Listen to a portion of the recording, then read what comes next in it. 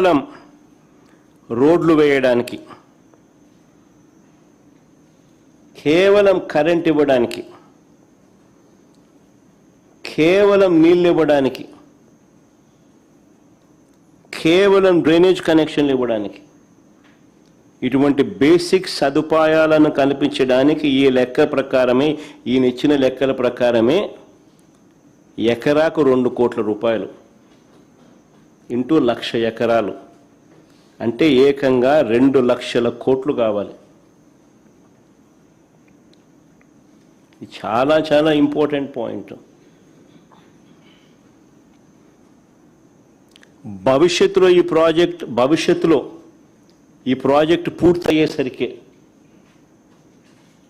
ఈ 2 లక్షల కోట్లు ఇంకా ఎంత పెరుగుతుందో చెప్పలేం, ఎన్ని సంవత్సరాలు పడుతుందో చెప్పలేం, ఎన్ని దశాబ్దాలు పడుతుందో చెప్పలేం.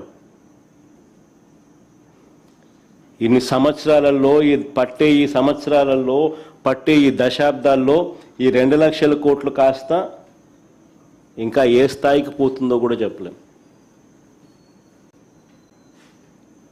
2 లక్షలు 4 లక్షలు అవుతుందో, 4 లక్షలు 10 లక్షలు అవుతుందో, సమయం దశాబ్దాలను బట్టి డిసైడ్ అవుతుంది. మరి నేను అడుగుతా ఉన్నా, మరి 12 ఏళ్ల క్రితం మరి చంద్రబాబు నాయుడు అడుగుతాను, ఈ ఎకరాకు 2 కోట్లు అని చెప్పి ఏదైతే చంద్రబాబు నాయుడు చెప్తా ఉన్నాడో, ఈ బేసిక్ ఇన్ఫ్రాస్ట్రక్చర్ ప్రొవైడ్ చేయడానికి కోసం అయ్యే ఖర్చు, ఇది కూడా 12 ఏళ్ల క్రితం 2014లో ఈయన ఇచ్చిన లెక్కలు.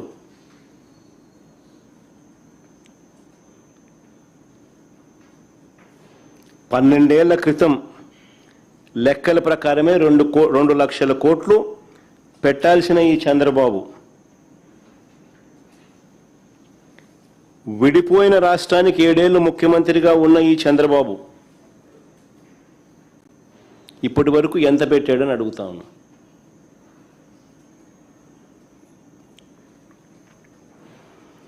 రెండు 2014 నుంచి 19 మధ్యలో తొలి 5 ఏళ్లలో ఈయన పెట్టింది కేవలం 5,335 కోట్లు. 2014 నుంచి 2019 మధ్యలో తొలి 5 ఏళ్లలో ఈయన పెట్టిన ఖర్చు 5,335 కోట్లు, 2 లక్షల కోట్లకు గాను. అవి కూడా అప్పుల ద్వారా తెచ్చినవే. ఈ 2 ఏళ్లలో కూడా ఎంత పెట్టారని చూస్తే, ఇప్పుడు మళ్ళీ సెకండ్ టర్మ్ మళ్ళీ ఆయన ముఖ్యమంత్రిగా ఆయన ఈ 2 ఏళ్లలో కూడా ఎంత పెట్టారని చూస్తే, నాకున్న సమాచారం ప్రకారం చంద్రబాబు నాయుడు గారు అమరావతి కోసం ప్రస్తుతానికి చేసిన గ్రాస్ కమిటెడ్ అప్పులు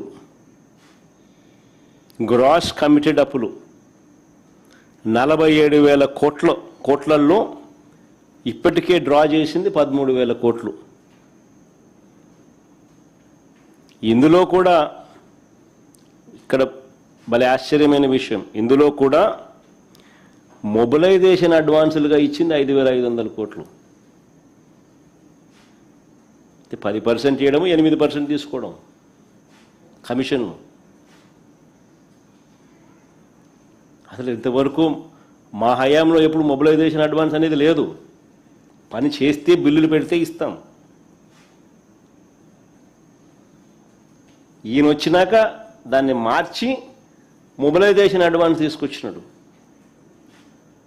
ముందే డబ్బు ఇస్తున్నాడు, ఆ డబ్బులో నుంచి ఇమీడియట్గా డబ్బు ఎత్తున్నాడు. 10% ఇస్తున్నాడు, 8% కమిషన్ ఎత్తుతున్నాడు.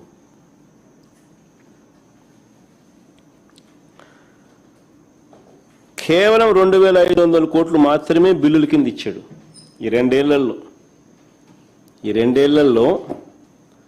కేవలం 2,500 కోట్లు మాత్రమే బిల్లుల కింద ఇచ్చారు. ఇంకా ఆశ్చర్యం ఏమిటో తెలుసా, 960 కోట్లు డైవర్ట్ కూడా చేసినారు. 960 కోట్లు డైవర్ట్ కూడా చేసినారు. అంటే ఈయన 7 ఏళ్ల పీరియడ్లో, 7 ఏళ్ల కాలంలో ఈయన ఖర్చు చేసింది ఇప్పుడు 2,500 కోట్లు, అప్పుడు 5,335 కోట్లు, అంటే దాదాపుగా 8,000 కోట్లు.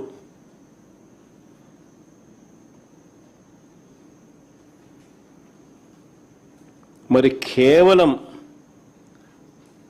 మరి నేను చంద్రబాబు నాయుడు గారిని అడుగుతాను, మరి కేవలం రోడ్లు వేయడానికి, కేవలం కరెంట్ ఇవ్వడానికి, కేవలం నీళ్ళు ఇవ్వడానికి, కేవలం డ్రైనేజ్ వంటి మౌలిక వసతులు కల్పించడానికే 2 లక్షల కోట్లలో 7 ఏళ్లలో ఖర్చు పెట్టింది ఈయన కేవలం 8,000 కోట్లు.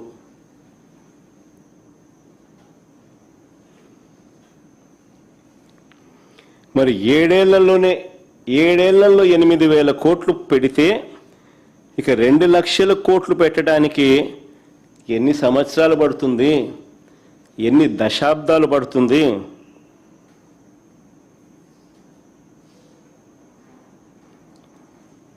ఈ లెక్కల ప్రకారం చూస్తే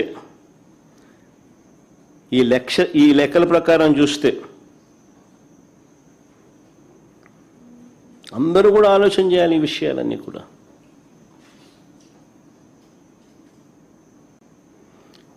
ఇది కాక బిల్డింగ్ ఖర్చులు, ఇవి కాక బిల్డింగ్ ఖర్చులు, ఈ 2 లక్షల కోట్లు కాక బిల్డింగ్లకు అయ్యే ఖర్చులు సెపరేటు. ఇదంతా కేవలం బేసిక్ ఇన్ఫ్రాస్ట్రక్చర్ కోసమే.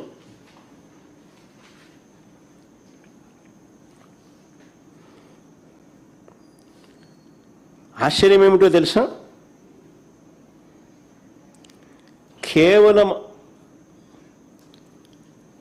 ఆ రాజధాని అమరావతి అనే ఆ ప్రాంతంలో కేవలం రోడ్లు వేయడానికి, కేవలం కరెంట్ వేయడానికి, కేవలం డ్రైనేజ్ చేయడానికి, వ్యవస్థ క్రియేట్ చేయడానికి, కేవలం నీళ్ళు ఇవ్వడానికి ఇంతింత డబ్బులు ఇక్కడ ఖర్చు చేస్తూ పోతే రాష్ట్రంలో ఇక సంక్షేమము, రాష్ట్రంలో ఇక అభివృద్ధి, రాష్ట్రంలో ఇతర ప్రభుత్వ బాధ్యతలు, వీటి పరిస్థితి ఏమిటి?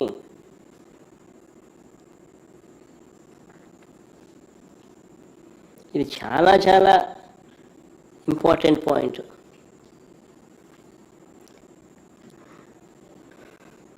నిజంగా ఇప్పటికే చంద్రబాబు నాయుడు గారు తన స్కాముల కోసం అమరావతి మీద చంద్రబాబు నాయుడు గారు అప్పులు తెచ్చి అమరావతి పేరిట స్కాములు చేస్తూ చంద్రబాబు నాయుడు గారు కుమ్మరించడం వల్ల దాని ప్రభావం ఇప్పటికే రాష్ట్రం మీద కనిపిస్తూ ఉంది.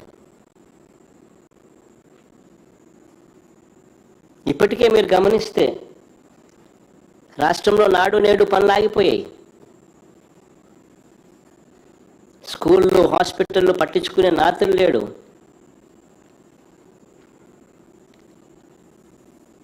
పిల్లలకు ఇవ్వాల్సిన విద్యా దీవెన, వసతి దీవెన, ఫీజు రీయింబర్స్మెంట్, వసతి దీవెన ఆగిపోయింది. ఈ సంవత్సరంతో కలిపితే 10,000 కోట్ల రూపాయలు అవసరమైతే బడ్జెట్లో పెట్టింది 2,600 కోట్లు బకాయిలతో కలిపి. ఆరోగ్యశ్రీ ఆగిపోయింది ఇప్పటికే.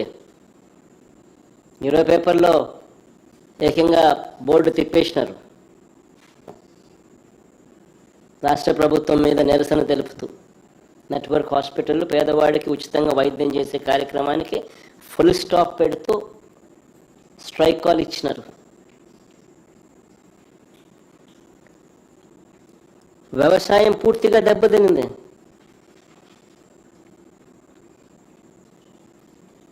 రైతులకు ఏ పంటకు గిట్టుబాటు ధర రాని పరిస్థితి, కనీసం ఇంటర్వ్యూన్ అయ్యే పరిస్థితి లేదు. ఉచిత పంటల బీమా గాలికి ఎగిరిపోయింది. ఇప్పటికీ ఆర్బీకేలు నిర్వీర్యం అయిపోయాయి. ఈ క్రాప్ జరిగిందా లేదా పట్టించుకునే నాతులు లేడు. మెడికల్ కాలేజ్ పనులు పూర్తిగా ఆగిపోయాయి.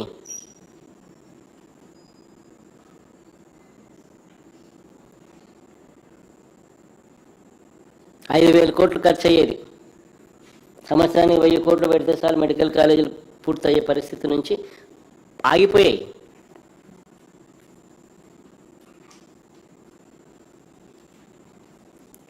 మా పథకాలన్నీ, మా ప్రభుత్వ హయాంలో ఉన్న పథకాలన్నీ ఇప్పటికే రద్దయిపోయాయి. రాష్ట్రానికి అవసరమయ్యే ఇలాంటి ఎన్నెన్నో కార్యక్రమాలన్నీ కూడా ఆగిపోయాయి. చివరకు చంద్రబాబు ఇచ్చిన సూపర్ 6, సూపర్ 7 హామీలకు కూడా మోసాలుగా మిగిలిపోయాయి. ఇక చంద్రబాబు 1,00,000 ఎకరాల అమరావతికి 2 లక్షల కోట్లు ఎప్పుడు పెట్టగలుగుతాడు?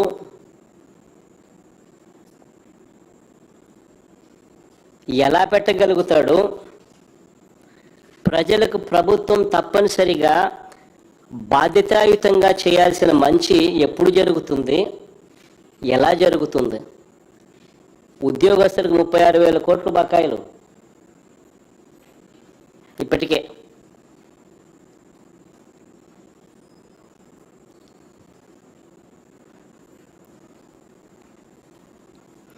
అంటే ఈ చంద్రబాబు గారు తన జీవితం అంతా కూడా ఇక్కడే రోడ్లు, తన జీవితం అంతా ఇక్కడే కరెంటు, తన జీవితం అంతా ఇక్కడే నీళ్లు, తన జీవితం అంతా ఇక్కడే డ్రైనేజు, జీవితం అంతా అప్పులు చేస్తాడా? అంతవరకు రాష్ట్రంలో ఇలా ప్రజలు రాష్ట్రము ఇబ్బందులు పడుతూనే ఉండాలా?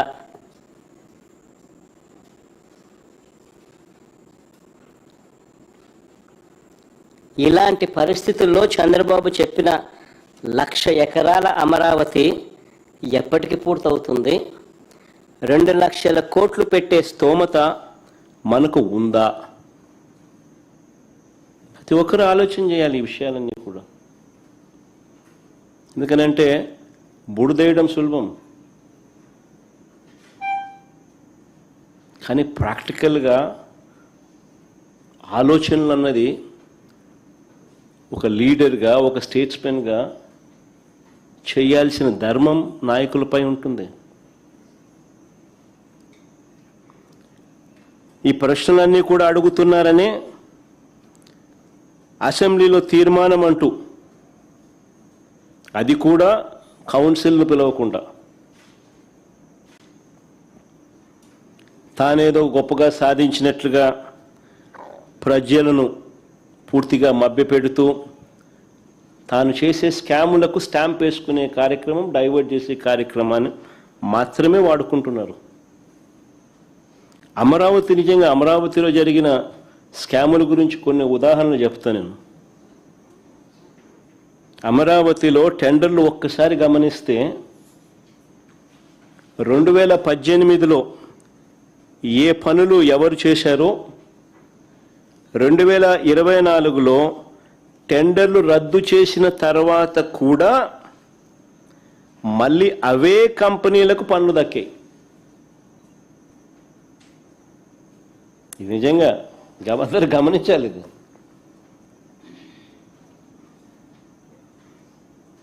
అమరావతిలో టెండర్లు ఒకసారి గమనిస్తే 2018లో ఏ పనులు ఎవరు చేశారో 2024లో టెండర్లు రద్దు చేసిన తర్వాత కూడా మళ్ళీ అవే కంపెనీలకు పనులు దక్కాయి, అవే పనులు దక్కాయి. ఇది గూడుపుటాని కాదా అని అడుగుతా ఉన్నా, మాఫియా వ్యవహారం కాదా అని అడుగుతా ఉన్నా. ఒకవైపున అనూహ్యంగా టెండర్లు రద్దు చేసి రేట్లు పెంచేస్తున్నారు, మరోవైపు టెండర్లను రిగ్ చేసి మళ్ళీ వాళ్ళే టెండర్లు పొందుతున్నారు.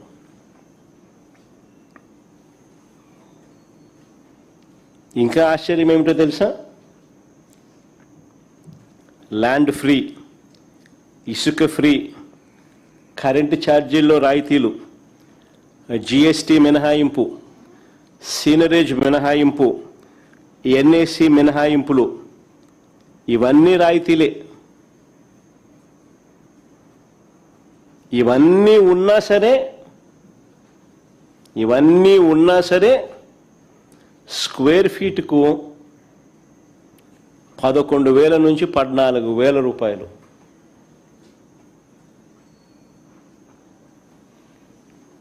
చూపిస్తా ఉన్నారు. ఇది భయంకరమైన దోపిడీ కాదా? క్యాపిటల్గా అమరావతి రియాలిటీ సంగతి పక్కన పెడితే, ఒక నిమిషం, క్యాపిటల్గా అమరావతి రియాలిటీని కాస్త పక్కన పెడితే, దేశంలో అతిపెద్ద స్కామ్కు, కరప్షన్కు చంద్రబాబు నిజంగా క్యాపిటల్ చేసినాడు. ప్రజల క్యాపిటల్ కదా దేవుడు ఎరుగు, స్కాముల క్యాపిటల్ మాత్రం ఖచ్చితంగా అమరావతిని చేసినాడు చంద్రబాబు. ఒక పెద్ద ఆర్గనైజ్డ్ కరప్షన్ జరుగుతూ ఉంది. ఇప్పుడు మీరే గమనించండి, బెంగళూరుకు వెళ్ళినా, చెన్నైకి వెళ్ళినా, హైదరాబాద్లో ఇటువంటి ఏ మహానగరాల్లో చూసినా కూడా 5 స్టార్ సదుపాయాలతో కట్టిన చోట, రెసిడెన్షియల్ ఫ్లాట్స్, 5 స్టార్ లాబీసు, 5 స్టార్ సదుపాయాలతో కట్టిన చోట కూడా కాస్ట్ పర్ ఎస్ఎఫ్టీ అయ్యే ఖర్చు కట్టడానికి 4,500 రూపాయలు మించదు. కానీ ఇక్కడ మాత్రం, అమరావతిలో మాత్రం 11,000 నుంచి 14,000 రూపాయలు చూపుతా ఉన్నారు.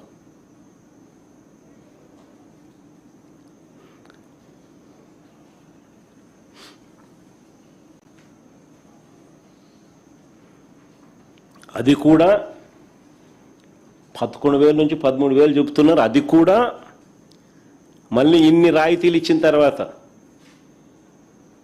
ఇన్ని మినహాయింపులు ఇచ్చిన తర్వాత. ఏమేమి మినహాయింపులు? జిఎస్టీ లేదు, ఇసుక ఫ్రీ, కరెంటు ఛార్జీలు రాయితీ, జిఎస్టీ మినహాయింపు, సీనరేజ్ మినహాయింపు, ఎన్ఏసి మినహాయింపు, ఇవన్నీ మళ్ళా కలుపుకొని, ఇవన్నీ తీసేసిన తర్వాత కూడా స్క్వేర్ ఫీట్ 11,000 నుంచి 14,000 రూపాయలు. మిగతా వాళ్ళంతా ఎన్ని కూడా వేసుకోవాలా. మిగతా హైదరాబాద్లో కానీ, బెంగళూరులో కానీ, చెన్నైలోని కట్టే 4,500 ఇవన్నీ కూడా ఉంటాయి.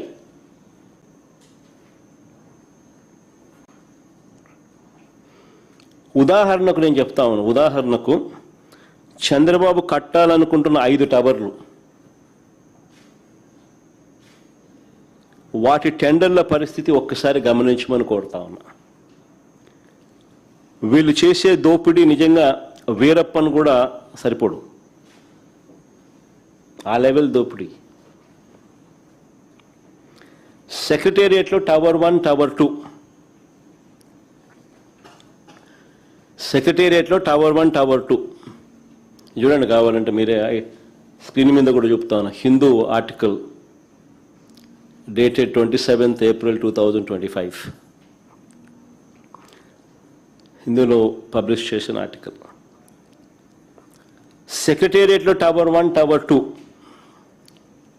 Basement plus ground floor plus 39 floors. దీనికి 2018లో ఖరారైన కాంట్రాక్ట్ వాల్యూ అప్పట్లో, 2018లో అప్పట్లో ఖరారైన కాంట్రాక్ట్ వాల్యూ 932 కోట్లు. ఇప్పుడు అదే పని విలువ ఎంతో తెలుసా? 1,423 కోట్లకు పెంచేశారు. పైగా టెండర్లో ఆ పెంచిన రేటుకు, టెండర్లలో పెంచిన ఆ రేటుకు మళ్ళీ 4.5% ఎక్సెస్. కరెక్ట్గా చూసుకోండి, 4.5, 5% దాటదు, మళ్ళా కరెక్ట్గా 4.5% కరెక్ట్గా ఎక్సెస్. మళ్ళీ కాంట్రాక్టర్కు నజరానా రూపేణా జిఎస్టీ, సీనరేజు, ఎన్ఏసి ట్యాక్సుల మినహాయింపుల ద్వారా మరో 257 కోట్ల రూపాయలు లబ్ధి. అంటే మొత్తంగా వీటి విలువతో కూడా కలుపుకుంటే 1,762 కోట్ల రూపాయలకు చేరింది. అంటే ఇదే tower 1, tower 2, basement plus ground floor plus 39 ఫ్లోర్స్కు 2018లో ఖరారైన కాంట్రాక్ట్ విలువ 932 కోట్లు అయితే, ఇప్పుడు అది ఏకంగా 830 కోట్ల రూపాయలు పెరిగి మొత్తం ఖర్చు 1,762 కోట్లకు ఎగపాకింది. ఆశ్చర్యం ఏమిటో తెలుసా? అప్పుడు కాంట్రాక్టర్ షాపూర్జీ పోలాంజీ, ఇప్పుడు కాంట్రాక్టర్ షాపూర్జీ పొలాంజీని.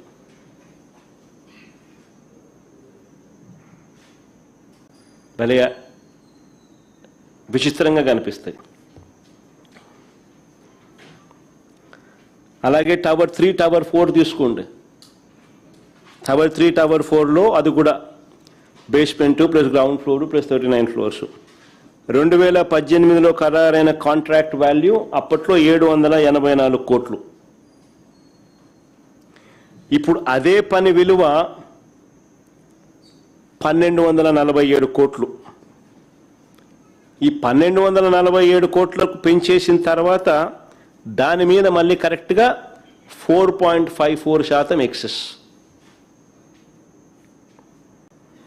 తర్వాత మళ్ళీ వీళ్ళకిచ్చిన రాయితీలు జిఎస్టీ రూపేనా, సీనరేజ్ రూపేనా, ఎన్ఏసి రూపేనా వీళ్ళకిచ్చిన రాయితీలు మరో 241 కోట్ల రూపాయలు. ఇది కూడా కలుపుకుంటే మొత్తం 1545 కోట్ల రూపాయలు. అంటే 784 కోట్ల రూపాయలు కాస్త 1545 కోట్ల రూపాయలు. ఆశ్చర్యం ఏమిటో తెలుసా? అప్పుడు కాంట్రాక్టర్ ఎల్ఎన్టీనే, ఇప్పుడు కాంట్రాక్టర్ ఎల్ఎన్టీనే.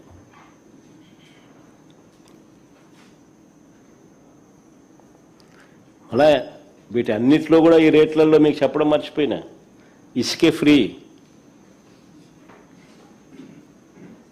ఇసుకే ఫ్రీ, అది కూడా పరిగణలోకి తీసుకోవాలి. హైదరాబాద్లో, బెంగళూరులో, చెన్నైలో 4500 రూపాయలు పర్ ఎస్ఎఫ్టీకి ఇసుక, జిఎస్టీ, సీనరేజు అన్నీ మిగతా అన్నీ కట్టుకోవాలి పాపం వాళ్ళు. ఈడ చూస్తే ఎన్నీ లేవు, రేటేమో 11,000 నుంచి 14,000. అలాగే జిఏడి టవర్ చూస్తే ఇది basement, ground floor plus 49 floors. 2018లో ఖరారైన కాంట్రాక్ట్ వాల్యూ 554 కోట్లు. ఇప్పుడు అదే పని విలువ 844 కోట్లకు పెంచేసినారు. ఆ తర్వాత ఆ పెంచిన రేటు మీద టెండర్లు, ఆ టెండర్లు మళ్ళీ కరెక్ట్గా 4.53% ఎక్సెస్, కరెక్ట్గా 4.53% ఎక్సెస్. ఏదైనా అంతే చూసుకోండి. 4.53, 4 ఇంతకుముందు ఎంత 4.54, ఇంతకుముందు 4.5 చూసుకోండి. మళ్ళీ కాంట్రాక్టర్కు జిఎస్టీ మినహాయింపులు, ఎన్ఈసి మినహాయింపులు, సీనరేజులు వీటి రూపేణా మళ్ళీ అదనంగా మరో 163 కోట్ల రూపాయల లబ్ధి. ఈ 163 కోట్లు కూడా లెక్కేసుకుంటే మొత్తం 1046 కోట్ల రూపాయలు. అంటే 554 కోట్లు గతంలో 2018లో ఖరారైన కాంట్రాక్ట్ విలువ ఇప్పుడు 1046 కోట్లకు మళ్ళీ ఇచ్చింది ఎవరికో తెలుసా? ఎన్సీసీ కట్టబెట్టారు. అప్పుడు ఎన్సీసీఏ కాంట్రాక్టర్, ఇప్పుడు మళ్ళీ ఎన్సీసీఏ కాంట్రాక్టర్.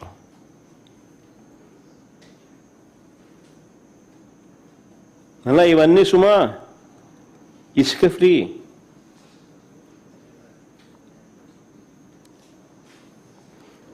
మొత్తంగా ఈ 5 టవర్లకు రాయితీలతో కలిపి 4,354 కోట్లకు కాంట్రాక్టులు ఇస్తే మళ్ళీ దీనికి అదనంగా ఏసీలంట, ప్లంబింగ్ అంట, ఎలక్ట్రికల్ అంట, ఫైర్ ఫైటింగ్ అంట, లిఫ్టులు అంట, ఈ పనుల కోసం మళ్ళీ 2,316 కోట్లకు టెండర్లు పిలుస్తున్నారు. అడ్మినిస్ట్రేటివ్ శాంక్షన్ ఇచ్చినారు, పిలుచమని చెప్పినారు, పిలుస్తున్నారు. అంటే అన్నీ కలుపుకుంటే మొత్తంగా 5 టవర్లకు 6,671 కోట్ల రూపాయలు. మళ్ళీ దీనికి అదనంగా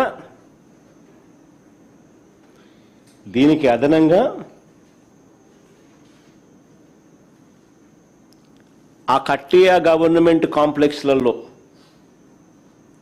అక్కడ ఇన్ఫ్రాస్ట్రక్చర్ అంటే అక్కడ డ్రైనేజు, అక్కడ సీవరేజ్ ట్రీట్మెంట్ ప్లాంటు. ఇప్పుడు ఏదైనా ఫ్లాట్లలో మీరు ఉన్నారు అని అంటే ఆ ఫ్లాట్లలో ఉంటే అక్కడ డ్రైనేజ్ కనెక్షన్లు, అక్కడ ఆ కాంప్లెక్స్లో కావలసిన డ్రైనేజ్ కనెక్షన్లు, ఆ కాంప్లెక్స్లో ఇన్ఫ్రాస్ట్రక్చరు, ఆ కాంప్లెక్స్లో సీవరేజ్ ట్రీట్మెంట్ ప్లాంటు, వీటికి మళ్ళీ అదనంగా సపరేట్గా 1053 కోట్లు.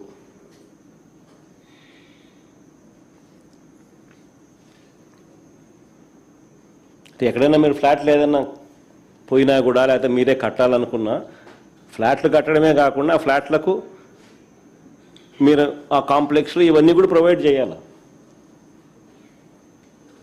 అప్పుడే పోయి ఎవరైనా కూడా ఫ్లాట్లలో ఉండగలుగుతారు.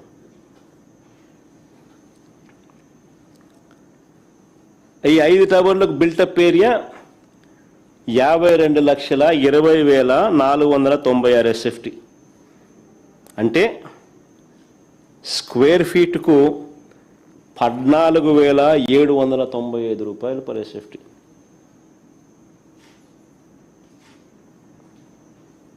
ఈ అడిషనల్ ఇన్ఫ్రాస్ట్రక్చర్ ఏదైతే ఉందో అది తీసినా కూడా 12,779 రూపాయలు పర్ SFT.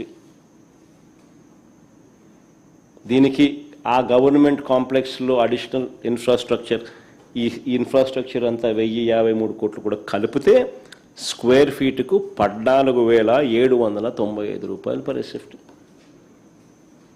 అన్నీ కలిపి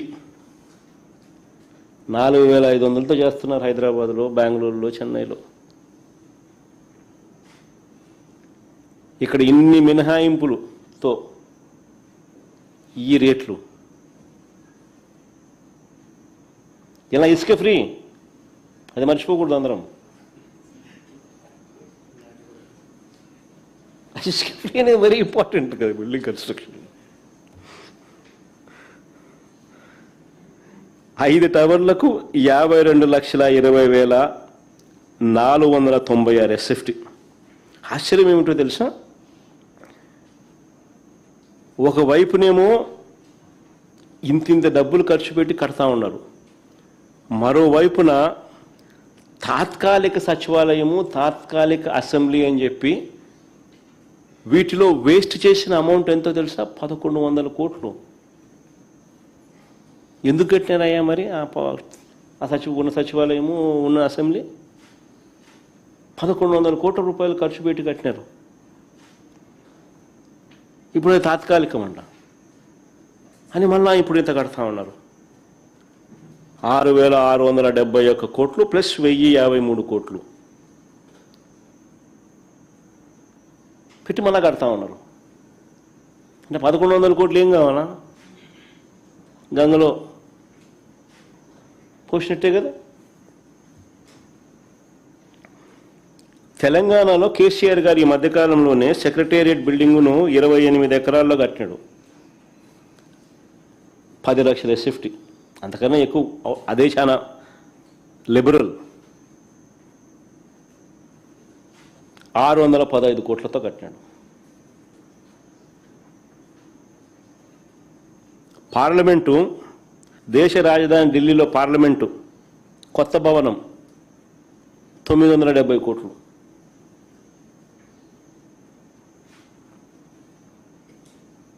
ఆ పార్లమెంట్లో 1,272 మంది కూర్చునేలా కట్టారు. మరి పార్లమెంటు దేశం మొత్తం చూస్తుంది, ఆ లెవెల్లో వాళ్ళు కడితే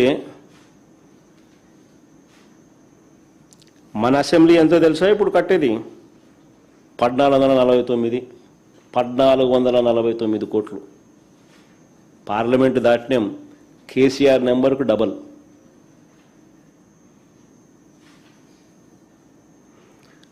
హైకోర్టు కోసం మరో 1,480 కోట్లు. హైకోర్టు కోసం మరో 1,480 కోట్లు వీళ్ళు పెడతా ఉన్నారు. ఏంది నేను చెప్పినట్టు 5 టవర్లు కాక ఇవన్నీ నేను చెప్పేటివి. 5 టవర్లలో అసెంబ్లీ రావడం లేదు, 5 టవర్లలో నీకు హైకోర్టు రావడంలా, అది కాక అది కాక అసెంబ్లీ పేరుతో మరో 1149 కోట్లు కడతా ఉన్నాడు. హైకోర్టుకు మరో 1480 కోట్లు మళ్ళా కడతా ఉన్నాడు. దీని కంపారిజన్ తెలంగాణలో కేసీఆర్ 615 కోట్లతో అసెంబ్లీ కట్టినాడు. దీని కంపారిజన్ పార్లమెంట్ భవనం కొత్తగా ఢిల్లీలో కట్టింది 970 కోట్ల రూపాయలు. అంటే కనీసం హైకోర్టు అసెంబ్లీని కూడా వదలడం లేదు స్కాముల కోసం.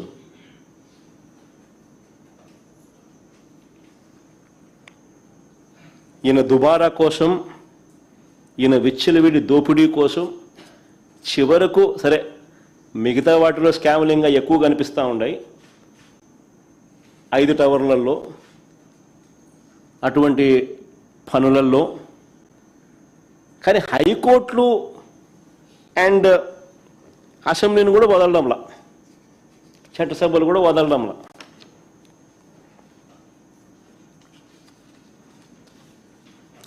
చంద్రబాబు తన అవినీతిని సచివాలయం టవర్లు, అసెంబ్లీకి, హైకోర్టు భవనాలకే పరిమితం చేయలేదు. ఏ పని చూసినా కూడా అక్కడ దోపిడీయే కనిపిస్తుంది. అది రోడ్లైనా కావచ్చు, మురుగునీటి కాలువలైనా కావచ్చు, సీవరేజ్ ప్లాంట్ల విషయంలో అయినా కావచ్చు, కొండవీటి వాగు వరద మళ్లింపైనా కావచ్చు, లేఅవుట్ డెవలప్మెంట్ అయినా కావచ్చు, ఆర్కిటెక్ట్స్కి ఇచ్చే డిజైన్ల ఫీజు అయినా కావచ్చు, ఇలా ఎక్కడ చూసినా కూడా విచ్చలవిడి అవినీతి కనిపిస్తుంది. కేవలం సచివాలయము, హైకోర్టు, అసెంబ్లీ వీటి డిజైన్ల కోసమే ఈయన ఎంత ఖర్చు పెట్టాడో తెలుసా? 401 కోటి డిజైన్ల కోసం, బొమ్మలు వేసిన దానికి.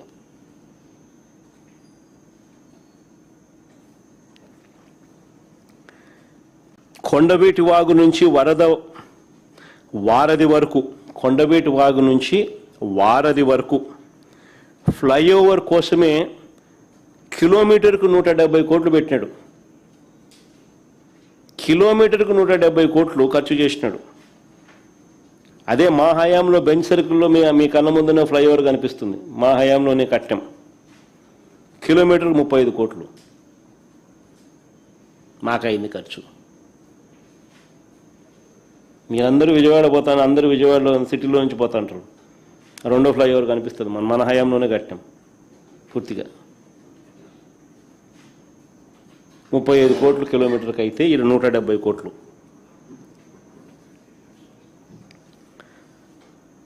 నాకు నిజంగా ఒక్కోసారి అనిపిస్తుంది బంగారంతో ఏమైనా కడతానారా ఆడేమన్నా అని చెప్పి. బంగారు బిస్కెట్లు ఏమైనా లోపల ఏమైనా పెట్టినారా? స్మార్ట్గా బంగారు బిస్కెట్లు కనపడేట్టుగా పెట్టినారా? అమరావతిలో మిగిలిపోయిన 6 లేన్ రోడ్లు వేయడానికి ఎంత తెలుసా? కిలోమీటర్కు 53 కోట్లు. అదే నేషనల్ హైవే టెండర్లు పిలుస్తూ ఉంటారు దేశమంతా, కిలోమీటర్కి 20 కోట్లు వాళ్ళకి యావరేజ్ ఖర్చు. 6 లేన్ మన దగ్గర 53 కోట్లు కిలోమీటర్కి.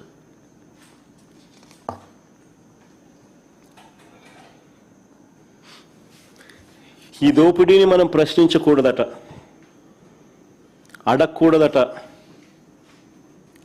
అడిగితే ఎదురుదాడి.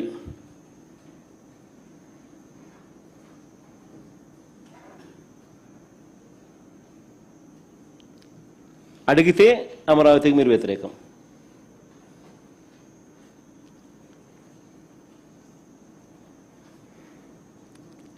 ఏడేళ్లలో అమరావతి కోసం చంద్రబాబు పెట్టిన ఖర్చు, 7 ఏళ్లలో మొదట 5 సంవత్సరాలు, ఇప్పుడు 2 ఏళ్ళు. ఈ 7 ఏళ్లలో అమరావతి కోసం ఇంతవరకు ఆయన పెట్టిన ఖర్చు 8,000 కోట్లు. మొబిలైజేషన్ అడ్వాన్స్ మరో 5,500 కోట్లు. నేను ఇంతకుముందే చెప్పిన మొబిలైజేషన్ అడ్వాన్స్ అంటే అది స్కామ్ అని. 10% ఇస్తున్నారు, 8% ఎత్తుతున్నారు. అయిన ఖర్చు 8,000 కోట్లు 7 ఏళ్లలో. మొదటగా తీసుకున్న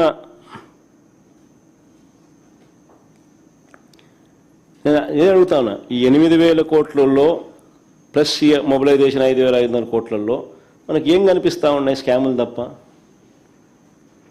మొదటగా తీసుకున్న 50,000 ఎకరాలకే దిక్కులేని పరిస్థితిలో, మొదటగా తీసుకున్న 50,000 ఎకరాలు, ఆ 50,000 ఎకరాలకు బేసిక్ ఇన్ఫ్రాస్ట్రక్చర్ కోసమే ఖర్చు అయ్యే ఎకరాకు 2 కోట్ల రూపాయలు చొప్పున, ఆ 1,00,000 కోట్లకే దిక్కులేని పరిస్థితిలో మళ్ళీ ఇంకో 50 ఎకరాలు, ఇంకొక 50,000 ఎకరాలు తీసుకుంటానని చెప్పి భవనాలు కాకుండా కేవలం ల్యాండ్ డెవలప్మెంట్ కోసం, అంటే కేవలం బేసిక్ ఇన్ఫ్రాస్ట్రక్చర్ కోసం, రోడ్లు, డ్రైనేజీలు, కరెంటు, నీటి, వీటి కోసం 2 లక్షల కోట్లు 2 లక్షల కోట్లు పెట్టలేమని తెలిసినా కూడా, సాధ్యం కాదు అని తెలిసినా కూడా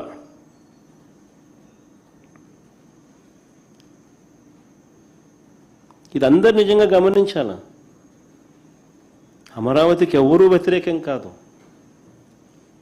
కానీ సాధ్యం అవుతుందా, సాధ్యం కాదా అన్నది ప్రతి ఒక్కరూ ఆలోచన చేయాలి.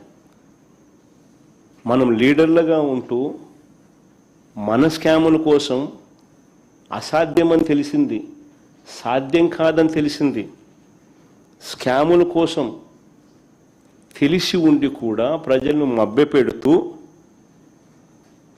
పెడదోవ పట్టించితే అసలు రాష్ట్రానికి క్యాపిటలే ఉండదు, అసలు ఏదీ ఉండదు.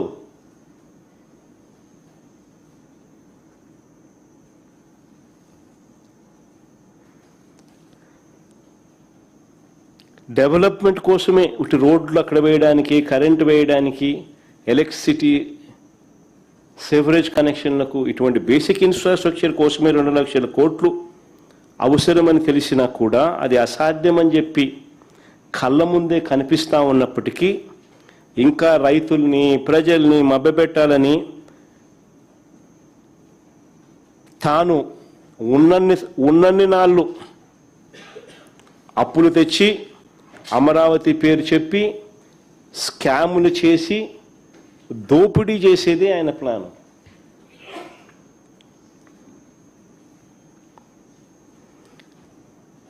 ఈ దోపిడీ నుంచి డైవర్షన్ కోసమే అసెంబ్లీలో తీర్మానాలు అంటూ డ్రామాలు.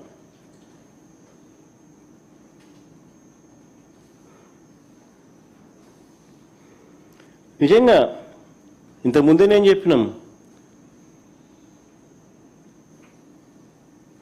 ఎవరు కూడా అమరావతికి వ్యతిరేకం కాదని, కానీ ఇది సాధ్యం కాదని అంత ఖర్చును తట్టుకునే స్తోమత రాష్ట్రానికి లేదు అని, ఇది లేదు కాబట్టే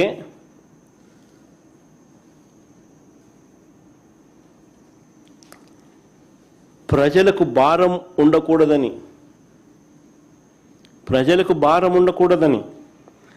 రాష్ట్రంలో ఇతర ప్రాంతాలను రోడ్డు మీద పడేయకూడదు అని, అభివృద్ధి సంక్షేమం ఆగిపోకూడదు అని హైదరాబాదు, చెన్నై, బెంగళూరు లాంటి మెట్రో నగరాలతో పోటీ పడే పరిస్థితి మనకు కూడా ఒక గ్రోత్ ఇంజిన్ ఉండాలని ఆరాటంతో రాష్ట్రంలో ఉన్న అతిపెద్ద సిటీ విశాఖపట్నంకు అలాంటి అవకాశాలు ఉన్నాయి అని చెప్పి దాన్ని ఎగ్జిక్యూటివ్ క్యాపిటల్గా చేశాం. స్వార్థమేమి లేదు, మోస్ట్ ప్రాక్టికల్గా సాధ్యమయ్యే పని, రాష్ట్రానికి గుదిబండ కాకుండా మరోవైపున ప్రజలకు అభివృద్ధి సంక్షేమ ఫలాలు అందిస్తూ రాష్ట్ర ప్రభుత్వం తాను చేయాల్సిన బాధ్యతలు నిర్వహిస్తూ మోస్ట్ ప్రాక్టికల్గా ఏది చేస్తే బాగుంటుంది అని చెప్పి రాష్ట్రంలో ఉన్న అతిపెద్ద నగరమైన విశాఖపట్నాన్ని ఎగ్జిక్యూటివ్ క్యాపిటల్గా చేస్తూ ఆ దిశగా అడుగులు వేశాం మేము.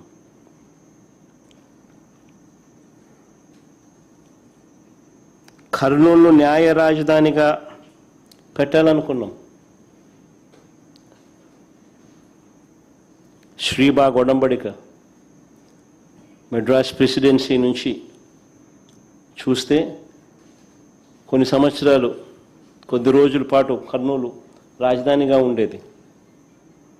హైదరాబాదు తెలంగాణ ఎప్పుడైతే జాయిన్ అయిందో, భాషా ప్రవక్త రాష్ట్రాల కింద ఎప్పుడైతే ఆవిర్భావం చెందిందో, అప్పుడు హైదరాబాదుకు అవకాశం ఇస్తూ అప్పటిదాకా కర్నూలు రాజధానిగా ఉన్న ప్రాంతాన్ని అప్పుడు శ్రీబాగ్ ఒడంబిక ప్రకారం అక్కడ హైకోర్టు పెట్టాలని చెప్పి ఒక ఒప్పందం కుదిరింది. దాన్ని గౌరవిస్తూ కర్నూలును న్యాయ రాజధానిగా పెట్టాలనుకున్నాం. అమరావతిని శాసన రాజధానిగా కొనసాగించాలని చెప్పి కూడా నిర్ణయించాం. తీసేయాలనుకోలేదు ఎప్పుడు కూడా. సాధ్యం కాదు కాబట్టే మోస్ట్ ప్రాక్టికల్ సొల్యూషన్ తీసుకొచ్చినాం. మా ఆలోచనలలో ఎక్కడా కూడా అమరావతిని నిర్లక్ష్యం చేయలేదు. ఇన్ఫ్యాక్ట్ ఈ ప్రాంతంలో 5 ఏళ్ల పాటు రైతుల కౌలును పెంచినాం. రాజధానిలో ఇచ్చే పెన్షన్లు 5,000 కూడా మేము తీసుకుపోయినాం. ఈ ప్రాంతంలో ప్రజలకు మంచి చేయాలని, రైతులకు మంచి చేయాలని చేస్తాం. ఇవన్నీ కూడా మా ఆలోచన అంతా కూడా ఆచరణాత్మక ఆలోచనలు, మోస్ట్ ప్రాక్టికల్ ఆలోచనలు, సాధ్యమయ్యే ఆలోచనలు. ప్రభుత్వం తన బాధ్యతగా ప్రజలకు చేయాల్సిన ప్రతి మేలు కూడా చేస్తూ ప్రభుత్వం మీద, ప్రజల మీద అప్పుల భారం మోపకుండా అతి తక్కువ పెట్టుబడితో విశాఖపట్నంలో ఆల్రెడీ అక్కడే ఉన్న ఇన్ఫ్రాస్ట్రక్చర్కు కాస్త మెరుగులు దిద్ది అదనంగా కొన్ని భవనాలు కడితే చాలు ఒక గ్రోత్ ఇంజిన్లా మారుతుంది. దీనికోసం కేవలం 10,000 కోట్లు ఖర్చు పెడితే చాలు. అది కూడా ఒకేసారి పెట్టాల్సిన అవసరం లేదు. సంవత్సరానికి 2,000 కోట్లు చొప్పున 5 ఏళ్లలో పెడితే చాలు. ఆటోమేటికలీ విశాఖపట్నం ఈ స్థాయి నుంచి ఈ స్థాయికి వెళ్ళిపోతుంది. ఒక గ్రోత్ ఇంజిన్ తయారవుతుంది. చదువుకున్న మన పిల్లలకు ఎక్కడికెక్కడికో, చెన్నైకో, బెంగళూరుకో, హైదరాబాదుకో ఇలాంటి నగరాలకు పోవాల్సిన అవసరం లేకుండా మనకు కూడా ఒక మహానగరం తయారవుతుంది అని చెప్పి ఆరాటపడ్డాం.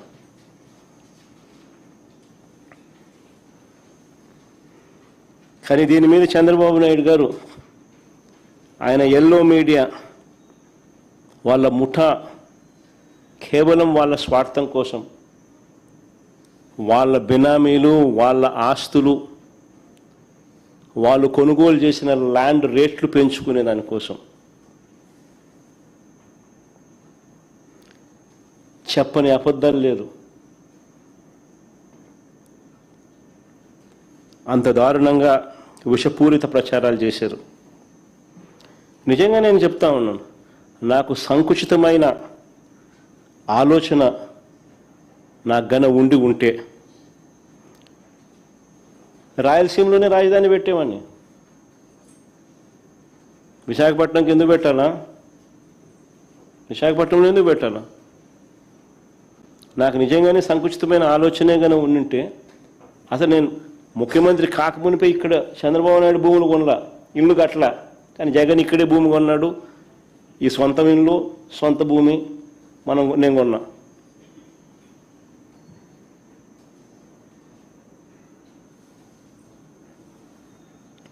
నాకే నిజంగా సంకుచితమైన ఆలోచనే ఉండింటే అమరావతిని లెజిస్లేటివ్ క్యాపిటల్గా ఎందుకు చేస్తాను? చేయాల్సిన అవసరం ఏముంది?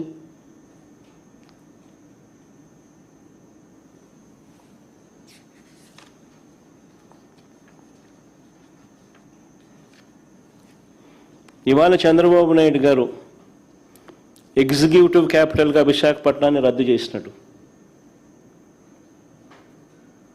ఇవాళ చంద్రబాబు నాయుడు గారు న్యాయ రాజధానిగా కర్నూలు రద్దు చేసినట్టు,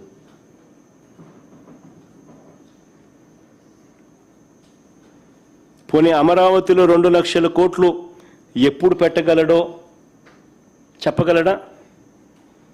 ఎక్కడి నుంచి తెస్తాడో ఈ డబ్బులు చెప్పగలడా? ఒక సాధ్యం కానిది కళ్ళ ముందే అందరికీ కనిపిస్తూ ఉంది. దానికోసం అని చెప్పి ఒక భ్రమ కల్పిస్తూ స్కాములు చేస్తూ ఫ్యూచర్లో కూడా రాష్ట్రానికి ఒక గ్రోత్ ఇంజిన్ అనేది లేకుండా చేస్తూ ఉన్నాడు. ఫ్యూచర్లో కూడా రాష్ట్రం అటువైపున హైదరాబాద్ పెరుగుతూ ఉంటుంది, అటువైపున బెంగళూరు పెరుగుతూ ఉంటుంది, అటువైపున చెన్నై పెరుగుతూ ఉంటుంది. కానీ మన రాష్ట్రం మాత్రం ఫ్యూచర్లో కూడా పెరగనివ్వకుండా చంద్రబాబు నాయుడు రాష్ట్రం మీద కుట్ర చేస్తూ ఉన్నాడు తన స్కాముల కోసం.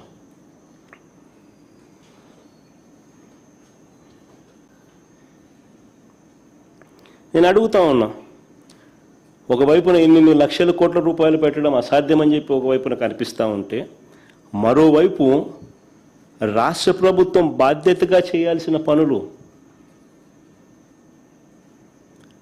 ప్రజలకు చేయాల్సిన మంచి, ఇవన్నీ కూడా ఆగిపోతా ఉన్న పరిస్థితులు.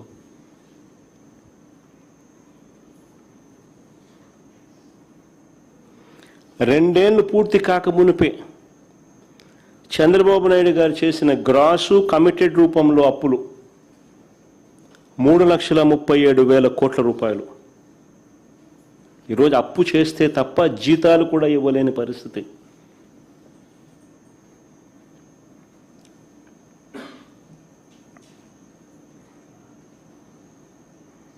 మరి ఇలాంటి పరిస్థితుల్లో 2 లక్షల కోట్లు తెస్తానంటాడు, 2 లక్షల కోట్లతో రాజధాని అంటాడు. ఎప్పుడు డెవలప్ చేస్తాడు? ఈలోగా రైతుల పరిస్థితి ఏమిటి? ఈలోగా అక్క చెల్లెమ్మల పరిస్థితి ఏమిటి? ఈలోగా చదువుతా ఉన్న పిల్లల పరిస్థితి ఏమిటి? ఈలోగా నాడు నేడు పనుల పరిస్థితి ఏమిటి? శిథిలమవుతా ఉన్న స్కూళ్ళు, హాస్పిటళ్ళ పరిస్థితి ఏమిటి? ఆరోగ్యశ్రీ పరిస్థితి ఏమిటి? ఉద్యోగస్తులకు ఇవ్వాల్సిన 36,000 కోట్ల రూపాయల బకాయిల పరిస్థితి ఏమిటి?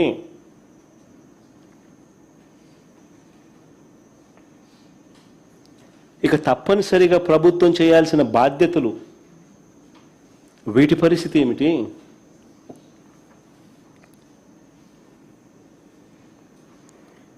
ఒకవేళ పెట్టాలని అయినా చంద్రబాబు నాయుడు గారు రెట్టమట్టంతో అడుగులు ముందుకు వేస్తే, ఇలా పెట్టుకుంటూ పోతే రాష్ట్రం ఏం కావాలి?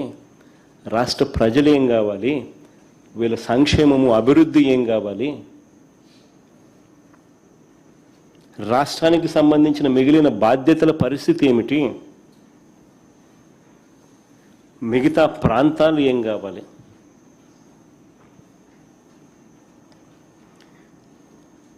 ఇన్నాళ్ళు చంద్రబాబు నాయుడు గారు ఏమంటా ఉన్నారు ప్రజలను మభ్యపెడుతూ? అమరావతి సెల్ఫ్ ఫైనాన్స్ ప్రాజెక్ట్ అని ప్రజలను మభ్యపెడుతూ ఇన్ని సంవత్సరాలు అంటా ఉన్న మాటలు. అమరావతి సెల్ఫ్ ఫైనాన్స్ ప్రాజెక్ట్ అని రాష్ట్రంలోని ప్రజలందరినీ కూడా చంద్రబాబు నాయుడు గారు ఇన్ని సంవత్సరాలు మభ్యపెడుతూ వచ్చాడు. నేను అడుగుతా ఉన్నా ఇదే చంద్రబాబు నాయుడు గారిని, అయ్యా చంద్రబాబు నాయుడు గారు, సెల్ఫ్ ఫైనాన్స్ ప్రాజెక్టే అయితే అమరావతి కోసం ఇప్పటికే కమిటెడ్ గ్రాస్ లోన్లు 47,000 కోట్లు ఎందుకు చేస్తున్నట్లు అని అడుగుతా ఉన్నా. సెల్ఫ్ ఫైనాన్స్ ప్రాజెక్ట్ అయితే ఆయన కమిటెడ్ గ్రాస్ లోన్స్ 47,000 కోట్లు ఎందుకు చేస్తా ఉన్నట్టు? ఇవి కాకుండా రాష్ట్ర బడ్జెట్ నుంచి కేటాయింపులు ఎందుకు చేస్తా అన్నట్టు?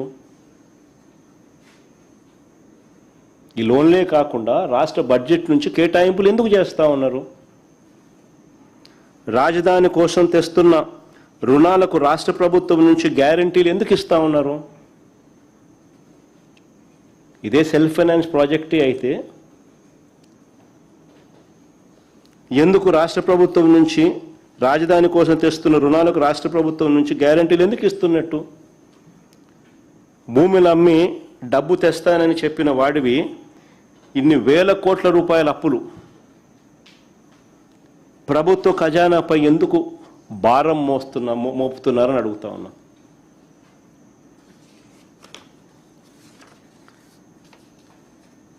చంద్రబాబు నాయుడు గారిని అడుగుతా ఉన్నా. సెల్ఫ్ ఫైనాన్స్ ప్రాజెక్ట్ అని చెప్తా ఉన్నా. మీరు ఇప్పటి వరకు అమ్మిన భూములు ఎన్ని? నీ విజనరీ ఆలోచనల ద్వారా అమరావతి ప్రాజెక్ట్ నుంచి ఇప్పటి వరకు ఎంత డబ్బులు వచ్చినాయి? వచ్చిన డబ్బులు ఎంత? తన స్కాముల కోసం అమరావతి పేరు చెప్పి చంద్రబాబు అప్పులు తెచ్చి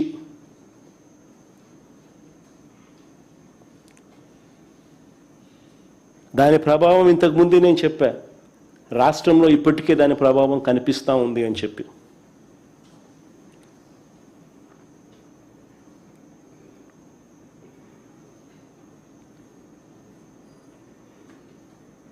నేను చంద్రబాబు నాయుడు గారికి చెప్తా ఉన్నా, సరే మేము ప్రాక్టికల్గా చేసిన ఆలోచన మీకు నచ్చలా,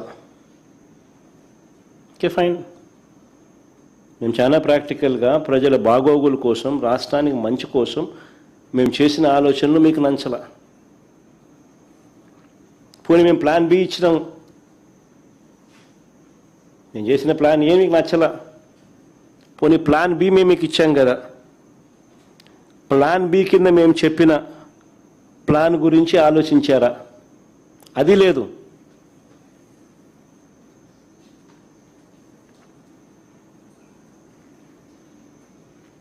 కొద్ది నెలల కిందట నేను చెప్పిన మచిలీపట్నం టు విజయవాడ 70 కిలోమీటర్లు,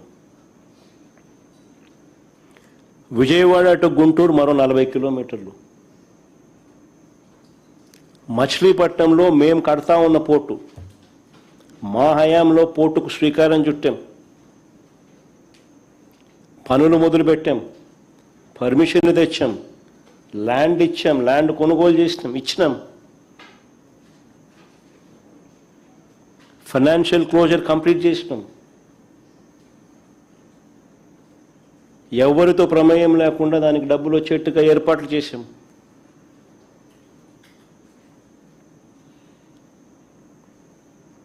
ఈరోజు చెన్నై అనేది పోర్ట్ సిటీ, బాంబే అనేది ఈరోజు పోర్ట్ సిటీ. ప్లాన్ బి కింద మేము చెప్పినాం మచిలీపట్నం టు విజయవాడ 70 కిలోమీటర్లు, విజయవాడ టు గుంటూరు మరో 40 కిలోమీటర్లు, మొత్తం ఈ 110 కిలోమీటర్లు నేషనల్ హైవే రోడ్డు ఉంది. ఈ నేషనల్ హైవేకు కాస్త అటు ఇటుగా ఈ మొత్తం క్యాపిటల్ ఏరియా కింద డిక్లేర్ చేయండి. మచిలీపట్నం నుంచి ఎంఏ తీసుకోండి, విజయవాడ నుంచి విఐ తీసుకోండి, గుంటూరు నుంచి జియుఎన్ తీసుకోండి, మావి గన్ అని పేరు పెట్టండి. మచిలీపట్నం, విజయవాడ, గుంటూరు, మా వి గన్. సరే గన్ అంటే బాగుండదు నీకు, అది జగన్ అనేది గుర్తుకొస్తుంది లేననుకుంటే సరే వేరే పేరు పెట్టండి.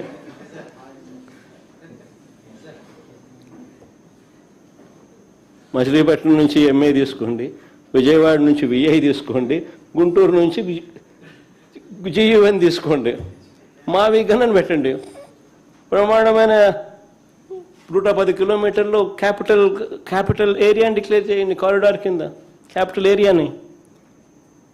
కనీసము ప్లాన్ బి అన్న కనీసం పిక్చర్లోకి వస్తే అట్లీస్ట్ నువ్వు పెట్టే 2 లక్షల కోట్ల రూపాయలు ఈ రాజధాని ప్రాంతంలో అది అయ్యేది కాదు, సచ్చేది కాదు.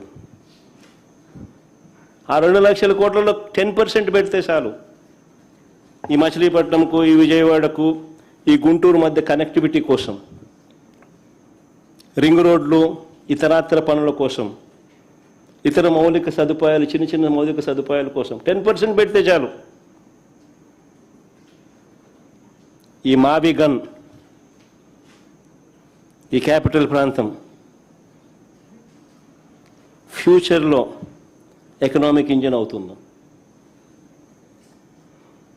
విజయవాడ దాని చుట్టుపక్కల దాదాపుగా 20 లక్షల మంది ప్రజలు ఉండరు. గుంటూరులో దాదాపుగా 10 లక్షల మంది ప్రజలు ఉన్నారు.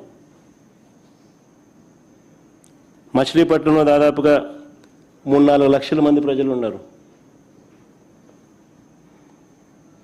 దాదాపు ఇంత జనాభా ఉన్న, దాదాపు 35-40 లక్షల మంది జనాభా ఉన్న ప్రదేశంలో కాస్త ఖర్చు పెడితే అదొక మహానగరంగా, ఒక గ్రోత్ ఇంజిన్గా ఎదుగుతుంది అని ఆలోచన చెప్పినాం. ఇది నచ్చల, మావిగన్ కూడా నచ్చల మీకు.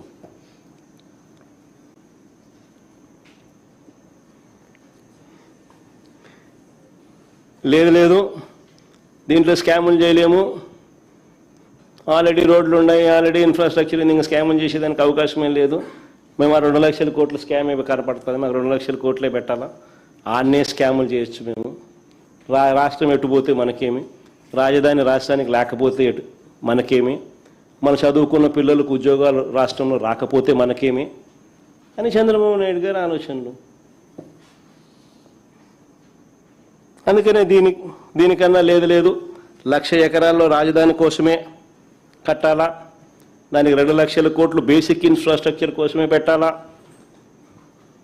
అక్కడ అక్కడే రోడ్లు వేయాలా, అక్కడే డ్రైనేజీలు వేయాలా, అక్కడే వాటర్ కనెక్షన్లు ఇవ్వాలా, అక్కడే కరెంటు. నా జీవితం అంతా అదే చేస్తూ ఉంటా, దానికోసమే అప్పులు తెస్తా, దానికోసమే స్కాములు చేస్తా అని అంటే నిజంగా పెట్టలేరని తెలిసి, అసాధ్యమని చెప్పి తెలిసి, ఉట్టి బేసిక్ ఇన్ఫ్రాస్ట్రక్చర్ కోసమే 2 లక్షల కోట్లు, అది ఇప్పటి ప్రకారం. ఇంక ఇది పూర్తి అయ్యేసరికి అది ఎన్ని లక్షల కోట్లు అవుతుందో, ఎన్ని సంవత్సరాలు పడుతుందో, ఎన్ని దశాబ్దాలు పడుతుందో.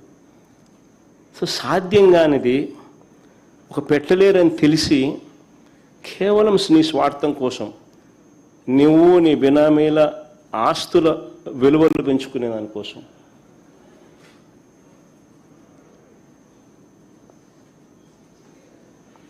రాష్ట్రం మీద భారం మోపుతూ, అప్పులు తీసుకొస్తూ,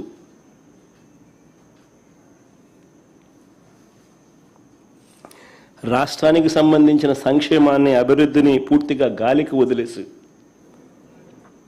రాష్ట్రాన్ని అంధకారంలోకి, అప్పుల ఊబులేకి నెట్టేసే కార్యక్రమం చేస్తూ ఉన్నారు చంద్రబాబు నాయుడు గారు.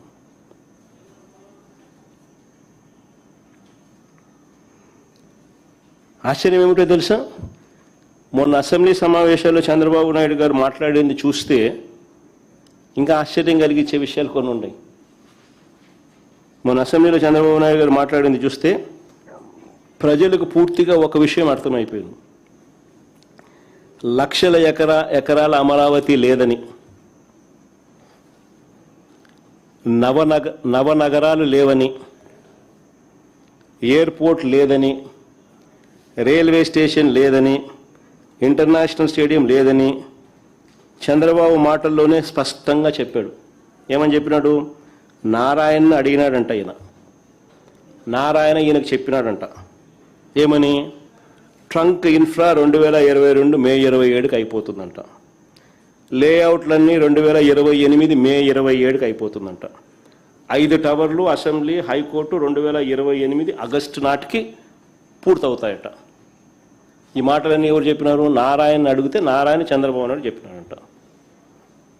సో చివరికి 1,00,000 ఎకరాల రాజధాని కాస్త 200 ఎకరాలకు వచ్చింది. సో ఇక నువ్వు 200 ఎకరాల్లోనే నువ్వు రాజధాని నిర్మించేట్టుగా అయితే ఇంకా మారుమూల ప్రాంతానికి ఎందుకు పోయినావు స్వామి? జనసంచారం నేను ఆ ప్రాంతానికి ఎందుకు పోయినావు స్వామి? హైవే పక్కన ఈడ కట్టిండొచ్చు కదా, విజయవాడ గుంటూరు మచిలీపట్నం మధ్యలో ఏడ కట్టినా కానీ నీకు బ్రహ్మాండంగా డెవలప్ అయి ఉండేది కదా.